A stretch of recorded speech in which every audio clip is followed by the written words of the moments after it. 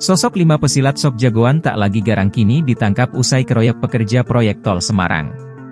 Sekelompok pemuda diduga dari sebuah perguruan silat melakukan pengeroyokan terhadap pekerja proyek tol Semarang Demak bernama Yuli Susanto 23 tahun di sebuah rumah kontrakan di Pulau Sari Raya Kelurahan Genuksari Kecamatan Genuk Kota Semarang.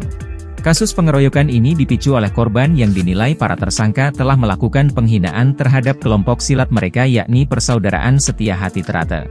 Sebab, Yuli sebelum peristiwa pengeroyokan sedang melakukan siaran langsung TikTok dengan menggunakan kaos bertuliskan pasukan anti kirik fanatik dengan gambar anjing dengan garis strip.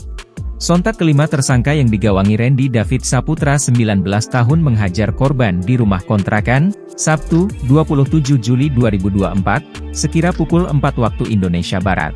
Randy saat itu dibantu oleh keempat tersangka masing-masing yakni Galih Pandu Kirana warga Jomblang Candisari Kota Semarang. Lalu M. Rizal Sahidudin 24 tahun warga Keradenan Kabupaten Blora, Grafaldi Sutan 23 tahun warga Sendangguo Tembalang. Dan terakhir Syahyudi Ardinata 22 tahun warga Candisari Purwodadi Kabupaten Grobogan.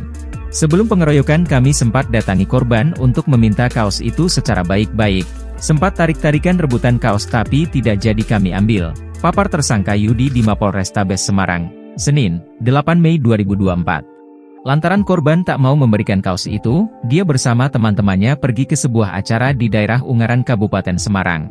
Keesokan paginya, dia menyusul para tersangka lainnya ke rumah kontrakan korban. Di saat itulah, korban sudah dianiaya oleh keempat temannya.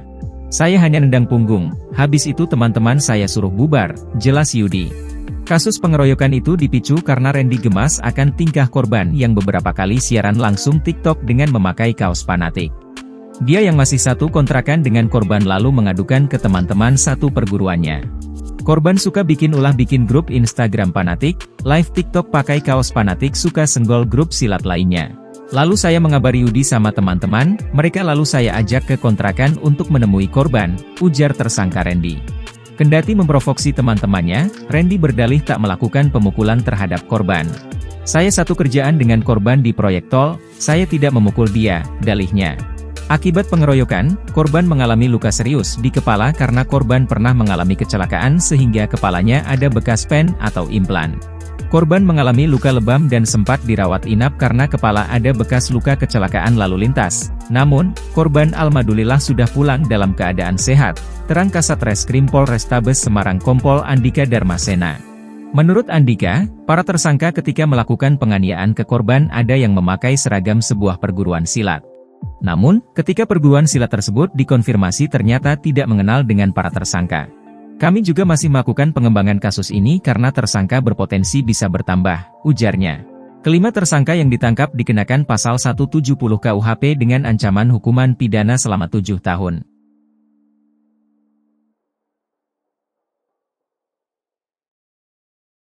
Download Tribun X sekarang, menghadirkan lokal menjadi Indonesia.